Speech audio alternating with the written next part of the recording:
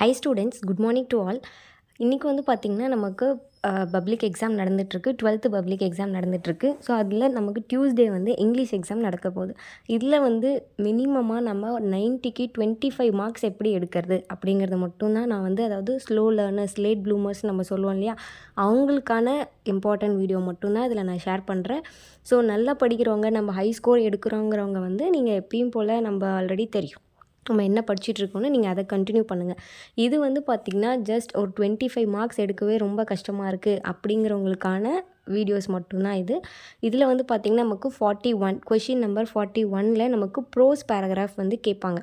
அதில் ஆர் கொடுத்து 41A R 41B இது ரெண்டில் நம்ம ஏதாச்சும் ஒரு கொஷின் வந்து எழுதணும். இது வந்து நமக்கு வந்து எதுலேருந்து கேட்பாங்கன்னு பார்த்திங்கன்னா ப்ரோஸ், நமக்கு இருக்கக்கூடிய இந்த 6 ப்ரோஸ்லேருந்து தான் கன்ஃபார்மாக கேட்பாங்க.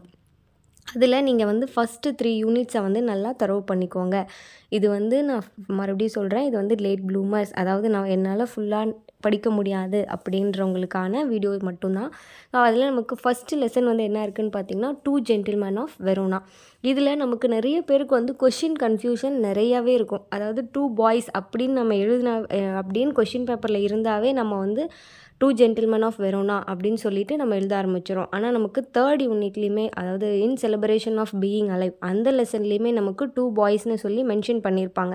இது வந்து நல்லா படிக்கிறவங்களே இந்த மிஸ்டேக்ஸ் வந்து நம்ம செய்கிறோம். ஸோ அதனால் அதை வந்து நம்ம கரெக்ட் பண்ணிக்கணும். ஃபஸ்ட்டு கொஷின் என்ன அப்படின்றத தெளிவாக வந்து பார்த்துக்கோங்க. நமக்கு இந்த மாதிரி கொஷின்ஸ்லலாம் வந்து இந்த மாதிரி கொஷின்ஸ்னு கேட்டாவே இதெல்லாம் வந்து நமக்கு 2 gentleman of Verona. For example அதிகமாக வந்து justify the title of the story 2 gentleman of Verona அப்படின்னு இந்த கொஷின் வந்து நமக்கு அடிக்கடி வந்து கேட்டிருப்பாங்க.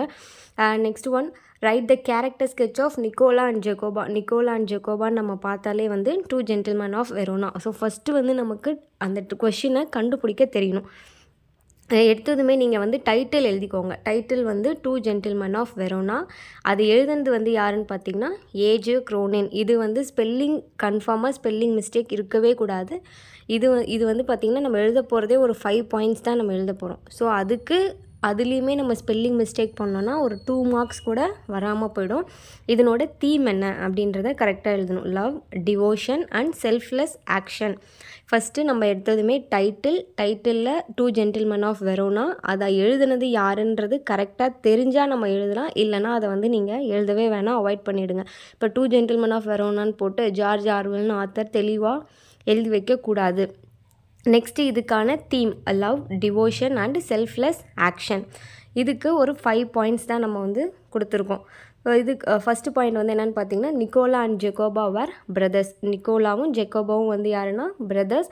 And they lost their father. அவரோட அப்பா வந்து இறந்துட்டார் பிகாஸ் ஆஃப் த வார் நடந்ததில் அவங்களோட ஃபேமிலியே வந்து ஒரு ரூயின் ஆகிடுச்சு. அண்ட் அவங்களோட சிஸ்டர் வந்து யாருன்னு பார்த்தீங்கன்னா லூசியா தான் வந்து அந்த பிரதர்ஸோட சிஸ்டர். அவங்க எதனால் சஃபர் ஆயிருந்தாங்கன்னா டியூபர்க்ளோசிஸ். நமக்கு டியூபர்க்ளோசிஸ்னு ஸ்பெல்லிங் எழுத தெரியாது. ஸோ அதனால தான் நம்ம வந்து டிபின்னு சொல்லி மென்ஷன் பண்ணிக்கோங்க. And they did many jobs to save money for their sisters treatment. அவங்களோட சிஸ்டரோட ட்ரீட்மெண்ட்டுக்காக அவங்க நிறைய ஜாப்ஸ் வந்து செய்ய ஆரம்பித்தாங்க. அதுக்கப்புறம் the author admired their love, devotion and selfless action. So இந்த சின்ன வயசுலேயே அவங்க வந்து அவங்களோட சிஸ்டருக்காக எவ்வளோ வந்து ஹெல்ப் பண்ணுறாங்க, அவங்க என்னென்ன ஒர்க் பண்ணுறாங்கன்றது அதை பார்த்து ஆத்தர் வந்து அட்மையர் ஆகி தான், அதனால தான் அவங்கள வந்து என்னன்னு சொல்லியிருப்பார்னா தே வேர் த 2 ஜென்டில்மேன் ஆஃப் வெரோனா அப்படின்னு சொல்லியிருப்பார். ஸோ இதுதான் வந்து ஷார்ட்டாக அந்த லெசனோட இருக்கக்கூடிய ஒரு கீ பாயிண்ட்ஸ்னால் வந்து இவ்வளோ தான். ஸோ இதுக்கு வந்து நம்ம மாரல் உங்களுக்கு ஏதாச்சும் வேறு எதாவது ஈஸியாக தெரிஞ்சாலும் ஓகே, இல்லைன்னா நான் இதை மெமரி பண்ணிக்கிறனாலும் பண்ணிக்கோங்க. இல்லை எனக்கு ஸ்பெல்லிங்லாம் தெரியாது அப்படின்னாங்கன்னா நீங்கள் மாரல் கூட எழுதவே தேவையில்ல. Humanity is the greatest virtue அப்படின்றத இதுக்கு வந்து ஒரு மாரலாக வச்சுக்கோங்க. ஸோ இதை நீங்கள் வேணும்னா ஒரு நோட் எடுத்து கூட இந்த பாயிண்ட்ஸை மட்டும் எழுதி வச்சுக்கோங்க. எழுதி வச்சுக்கிட்டு இதை படிங்க. இன்னும் இருக்கக்கூடிய 2 டேஸில் படித்தா கூட நம்ம வந்து ஈஸியாக வந்து மார்க் எடுத்துடலாம். அண்ட் நெக்ஸ்ட் லெசன் தான் நமக்கு வந்து nice cup of tea. Last year public question பேப்பரில் நமக்கு நைஸ் கப் ஆஃப் டீ தான் வந்து கேட்டிருந்தாங்க. டைட்டில் லெசன் நேம் வந்து என்னென்னு பார்த்தீங்கன்னா nice cup of tea. Author வந்து ஜார்ஜ் ஆர்வெல். இதனோட தீம்னா வந்து இதில் தீம் எதுவும் இல்லை. இதில் வந்து பார்த்திங்கன்னா நமக்கு ஒரு 11 பாயிண்ட்ஸ் தான் வந்து கொடுத்துருப்பாங்க. அந்த 11 பாயிண்ட்ஸுமே நீங்கள் வந்து எழுதி தான் ஆகணும். இந்த லெசன்லேயே நமக்கு 11 பாயிண்ட்ஸ் தான் வந்து சொல்லியிருப்பாங்க. அந்த 11 பாயிண்ட்ஸுமே நீங்கள் மெமரி பண்ணி தான் ஆகணும். ஃபஸ்ட்டு வந்து யூஸ் இண்டியன் ஆர் சிலோனைஸ் டீ, ஒன்று இண்டியன் டீயோ இல்லைனா சிலோனைஸ் டீயோ யூஸ் பண்ணுங்கன்னு சொல்லியிருப்பார். நெக்ஸ்ட் செகண்ட் பாயிண்ட் வந்து பார்த்திங்கன்னா மேக் இன் ஸ்மால் குவான்டிட்டிஸ், கம்மியான ஒரு ப்ரிப்பரேஷனில் தான் நம்ம அதை மேக் பண்ணணும். And warm the teapot beforehand, நம்ம வந்து டீ யூஸ் போடுறதுக்கு முன்னாடியே அந்த இதை வந்து அந்த பாட்டை வந்து என்ன பண்ணணும்னு பார்த்திங்கன்னா வார்ம் பண்ணணும். And tea should be strong, tea வந்து எப்படி இருக்குன்னு பார்த்திங்கன்னா ரொம்ப ஸ்ட்ராங்காக இருக்கணும்னு சொல்லியிருக்காரு. And don't use strainers and take the teapot to the kettle, கெட்டிலையும் நம்ம வந்து அதுவுமே வந்து நம்ம டீ போடுறதுக்கான யூஸ் பண்ணுறது தான். And stir or shake the teapot well, use cylindrical cup and remove the cream from the milk, pour tea first and then add milk, first வந்து நம்ம டீ தான் ஃபஸ்ட் பண்ணணும், அதுக்கப்புறம் மில்க் ஆட் பண்ணணும்னு சொல்கிறாரு. And drink tea without sugar, நம்ம sugar இல்லாமல் தான் வந்து டீயை வந்து குடிக்கணும், அப்போ தான் நமக்கு வந்து அந்த டீயோட டேஸ்ட் வந்து தெரியும் அப்படின்னு சொல்லியிருப்பாங்க. இதெல்லாம் நமக்கு ஆல்ரெடி வந்து முடிச்சிருப்பாங்க, கிளாஸில் எடுத்து முடிச்சிருப்பாங்க. ஸோ நம்ம ஷார்ட்டாக தான் வந்து சொல்கிறேன். உங்களுக்கு வந்து இந்த 11 பாயிண்ட்ஸை ஃபஸ்ட்டு நீங்கள் மறக்காமல் கன்ஃபார்மாக தெரிஞ்சு வச்சுக்கணும். நைஸ் கப் ஆஃப் டீ அப்படின்னு நம்ம கொஷின் வந்தாலே அது நீங்கள் இந்த 11 பாயிண்ட்ஸை வந்து கண்டிப்பாக எழுதி தான் ஆகணும். இதில் ஒரு பாயிண்ட் நம்ம ஸ்கிப் பண்ணலாம் அப்படின்லாம் எதுவும் பண்ணக்கூடாது. ஏன்னா நமக்கு புக்கில் கொடுத்துருக்கிறதே வந்து 11 பாயிண்ட்ஸ் தான்.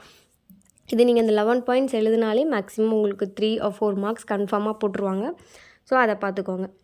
நெக்ஸ்ட்டு ஒன் வந்து in celebration of being alive. So next நமக்கு தேர்ட் லெசன் வந்து in celebration of being alive. இந்த இதுக்கான ஒரு paragraph question. In celebration of being அலைவ்ங்கிறது யார் எழுதினாருன்னு பார்த்தீங்கன்னா டாக்டர் பர்னார்ட். அண்ட் சஃபரிங், உங்களுக்கு தீம் இது தெரிலனா, இது கொஞ்சம் டிஃபிகல்ட்டாக இருந்துச்சுன்னா இதை விட்டுருங்க. இதை நான் மறுபடியும் சொல்கிறேன், இது வந்து லேட் ப்ளூமர்ஸ்க்கான ஒரு பேராகிராஃப் கொஷின் தான். இதை நல்லா நம்ம 90க்கு 80 எடுக்கணும் அப்படின்றவங்கலாம் இதை வந்து ஃபாலோ பண்ண தேவையில்லை. நெக்ஸ்ட் வந்து doctor Barnard and his wife met with an accident. Doctor பர்னார்டும் அவங்களோட ஒய்ஃபும் வந்து போயிட்டுருக்கும்போது அவங்களுக்கு ஒரு ஆக்சிடெண்ட் ஆகுது. They suffered a lot. One day he saw 2 boys drove a trolley. அவங்க வந்து பார்த்திங்கன்னா ஒரு நாள் வந்து 2 பசங்களை பார்க்குறாங்க. ஸோ இதில் தான் சொன்னேன் ஆல்ரெடி, இதுக்கும் நமக்கு 2 boysனு வரும், 2 gentlemen of Veronaலையும் 2 boysனு வரும். ஸோ அதில் நம்ம கன்ஃபியூஸ் ஆகி வந்து எல்லாமே 2 boysனாவே ஃபஸ்ட் லெசன் பேராகிராஃப்னு நீங்களாக கெஸ் பண்ணி எழுதிடுறீங்க. அது தப்பு. ஒரு டைமுக்கு 2 டைம் அந்த கொஷினை தெளிவாக பார்க்கணும். One was blind and other was one hand. அந்த 2 பசங்களில் ஒருத்தர் வந்து பிளைண்டாக இருந்தால் இன்னொருத்தருக்கு வந்து ஒரு கை தான் வந்து இருந்துச்சு. They were confident and enjoyed their life. அப்படி இருந்தாலுமே அவங்க எப்படி இருந்தாங்கன்னு பார்த்திங்கன்னா ரொம்ப கான்ஃபிடென்ட்டாகவும் அவங்களோட லைஃப்பை ரொம்ப என்ஜாய் பண்ணாங்க. ஸோ அதில் தான் அதுக்காக தான் டாக்டர் பர்னார்ட் வந்து என்ன சொல்கிறாருன்னா, doctor Barnard learn that the business of living is being alive அப்படின்னு சொல்கிறார். இதில் வந்து நமக்கு ரொம்ப இம்பார்ட்டண்டான ஒரு லைன்னா வந்து இதுதான், what you have last is not important and what you have is important அப்படிங்கிறது தான் வந்து இதில் ஒரு இம்பார்ட்டண்டான ஒரு லைன். ஸோ இந்த ஒரு 5 பாயிண்ட்ஸ் ஆர் 6 பாயிண்ட்ஸை வந்து இந்த இன் செலிப்ரேஷன் ஆஃப் பீயிங் அலைவ்க்கு மெமரி பண்ணி வச்சுக்கோங்க. நம்ம இருக்கக்கூடிய 6 யூனிட்ஸில் ஃபஸ்ட்டு 3 யூனிட்ஸை வந்து நம்ம தரவாக இருக்கணும். ஒன்று ஃபஸ்ட்டு 3 யூனிட்ஸ் இல்லைனா வந்து லாஸ்ட் 3 யூனிட்ஸ்.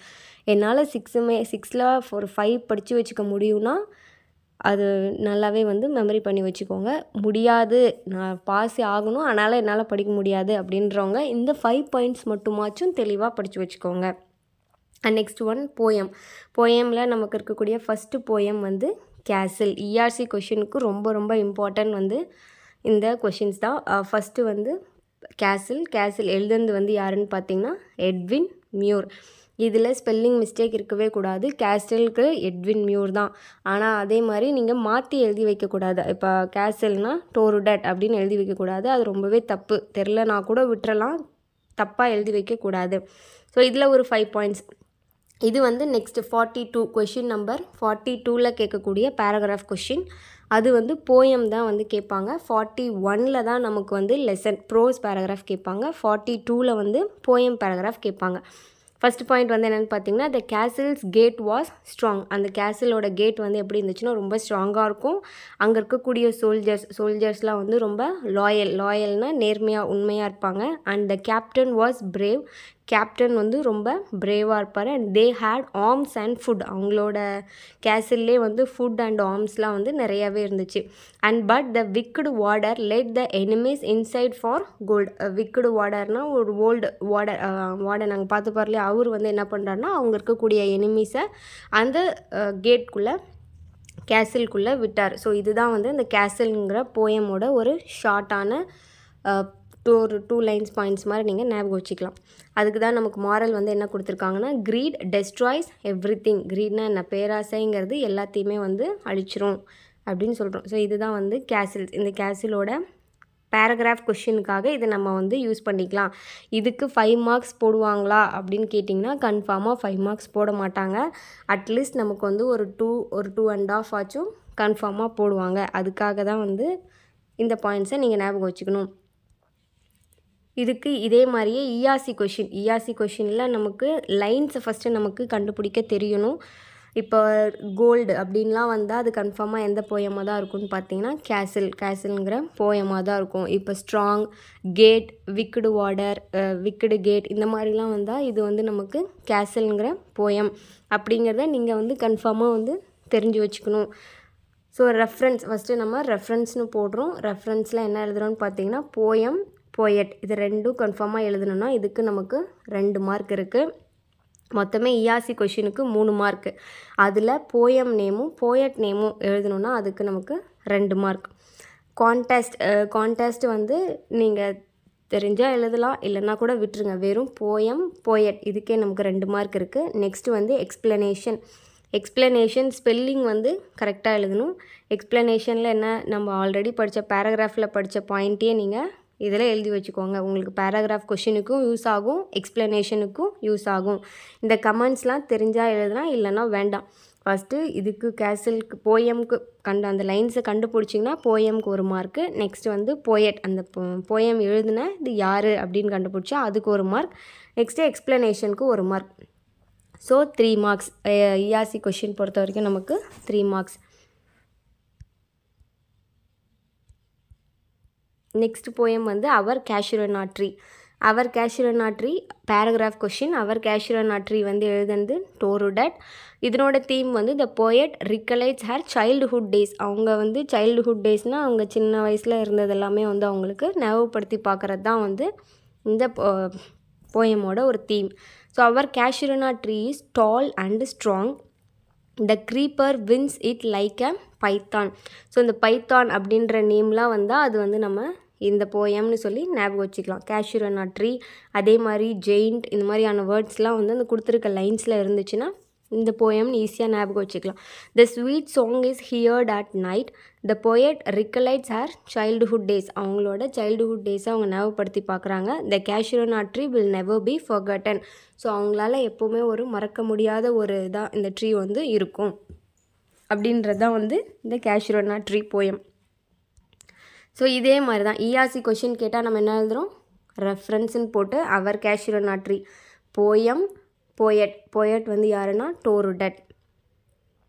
எக்ஸ்ப்ளனேஷனுக்கு வந்து நம்ம பேராகிராஃபில் படித்த கொஷின்ஸே வந்து அப்படியே இருக்கக்கூடிய 2 லைனை எழுதிடலாம். இதை ஆல்ரெடி நீங்கள் மெமரி பண்ணி வச்சுருக்கிறதையே இந்த மாதிரியான ஃபார்மேட்டில் எழுதுங்க. இப்போ புதுசாக படிக்கணும்னு கிடையாது, இந்த பாயிண்ட்ஸை தான் படிக்கணும்னு கிடையாது. அவங்கவுங்க டீச்சர்ஸ்லாம் சொல்லியிருப்பாங்க இல்லையா, ஏதாவது ஒரு 2 பாயிண்ட்ஸ் எழுதியிருப்பாங்க, கொடுத்துருப்பாங்க. அதை நீங்கள் மெமரி பண்ணி வச்சுருந்தா அதையே வச்சுக்கோங்க. இல்லை என்கிட்ட எதுவுமே இல்லைங்கிற பட்சத்தில் இதை பார்த்து எழுதி மெமரி பண்ணிக்கோங்க. அண்ட் நெக்ஸ்ட் போயம் வந்து all the world stage, 3rd poem. இது எழுதுனது யாருன்னா வில்லியம் ஷேக்ஸ்பியர். இதனோட தீம்னா 7 ஸ்டேஜஸ் ஆஃப் லைஃப். இந்த போயமில் நமக்கு எதை பற்றி சொல்லியிருப்பாங்கன்னா 7 ஸ்டேஜஸ் ஆஃப் லைஃப் அதை பற்றி தான் சொல்லியிருப்பாங்க. ஃபஸ்ட்டு ஸ்டேஜ் வந்து என்னதுன்னு பார்த்தீங்கன்னா இன்ஃபேண்ட்னா குழந்தை பருவம்னு சொல்கிறோம் இல்லையா. ஸோ அதுதான் first stage. And next stage வந்து அன்வில்லிங் ஸ்கூல் பாய், ஸ்கூலுக்கு போகிறதுக்கு பிடிக்காத ஒரு ஸ்கூல் பாய், அந்த ஒரு ஸ்டேஜ். அண்ட் 3rd ஸ்டேஜ் வந்து lover. And 4th one soldier. 5th one wise judge. 6th one எத்தின் ஓல்டு மேன். 7th வந்து செகண்ட் சைல்டுஹுட், ரொம்ப வயசான ஒரு ஓல்ட் ஏஜ்க்கு மாறிடுவோம் இல்லையா. ஸோ அதுதான் வந்து செகண்ட் சைல்டுஹுட். இதுதான் வந்து ஒரு 7 பாயிண்ட்ஸ், 7 ஸ்டேஜஸ். இதுதான் வந்து இந்த லெசனில் வந்து சொல்லியிருப்பாங்க. சரி, இந்த போயமில் சொல்லியிருப்பாங்க. இதுக்கான இஆர்சி கொஷின் வந்து ரெஃபரன்ஸ்னு போட்டுக்கோங்க. All the world stage, William Shakespeare எழுதுனது. அண்ட் எக்ஸ்ப்ளனேஷனுக்கு நீங்கள் அந்த இருக்கிறத அப்படியே அந்த 7 ஸ்டேஜஸையும் எழுதி வச்சாலும் ஓகே தான். அதே மாதிரி 4th போயம் தான் வந்து என்னென்னா யுலிசஸ் எழுதுனது வந்து யாருன்னு பார்த்தீங்கன்னா டெனிசன். எக்ஸ்ப்ளனேஷன் வந்து Ulysses is a king of Ithaca. இத்தாக்காங்கிற பிளேஸோடைய கிங் தான் வந்து Ulysses. And he wants to travel and explore the world. So he leaves his kingdom to his son Telemachus. அவரோட பையன் பேர் வந்து யாருன்னா டெலிமேக்கஸ்ங்கிறது அவரோட பையன். ஸோ அவர்கிட்ட விட்டுட்டு அவர் வந்து எங்கே போகிறாருன்னா he wants to travel and explore the world. He states that though he may grow old, his spirit is young. So இதுதான் வந்து யுலிசஸ். இந்த யுலிசஸ்க்கான எக்ஸ்ப்ளனேஷன் இது. ஃபஸ்ட்டு 3 யூனிட்ஸோட பேராகிராஃப் கொஷினும் போயம் பேராகிராஃபும் நம்ம வந்து பார்த்துருக்கோம். அதே மாதிரி இஆர்சி கொஷினும் பார்த்துருக்கோம். இந்த இஆர்சி கொஷின்லலாம் லைன்ஸை வந்து ஃபஸ்ட்டு நமக்கு கண்டுபிடிக்க தெரியணும். அவர் கேஷுரனா ட்ரீயில் நமக்கு வந்து அப்ரிஷியேஷன் கொஷின் இருக்குது இல்லையா, அந்த பார்ட்டில் வந்து நமக்கு கேட்பாங்க விச் ட்ரீ இஸ் ரெஃபர்ட் அப்படின்னு சொல்லி கேட்டிருந்தாங்கன்னா அந்த கொஷின் கூட ஆன்சர் நிறைய பேர் எழுதுறதே இல்லை. Which tree is referred in this poem அப்படின்னு நம்ம கேட்டிருந்தாங்கன்னா எந்த ட்ரீ தான் ரெஃபர் பண்ணியிருக்காங்க, கேஷுரனா ட்ரீ. இதுக்கான ஸ்பெல்லிங் கன்ஃபார்மாக மெமரி பண்ணி வச்சுக்கணும். ஒரே சிம்பிளான ஒரு ஆன்சர்னால் வந்து கேஷுரனாங்கிறது தான் அதுக்கான ஆன்சரே. அதுக்கு கண்டிப்பாக ஃபுல் மார்க் போடுவாங்க, அதை குறைச்சிலாம் போட மாட்டாங்க. Which tree is referred from in this poem அப்படின்னு கேட்டிருந்தாங்கன்னா அவர் கேஷுரனா ட்ரீங்கிறது தான் ஆன்சர். அதே மாதிரி த கேசல்ங்கிற போயமில் வின்றது யாரை ரெஃபர் பண்ணுறது அப்படின்னு சொல்லி ஒரு கொஷின் கேட்பாங்க. அது ரிப்பீட்டடாக கேட்டுட்ருக்க கொஷின் தான். அது யாரை ரெஃபர் பண்ணுதுன்னு பார்த்தீங்கன்னா சோல்ஜர்ஸை தான் வந்து ரெஃபர் பண்ணுது.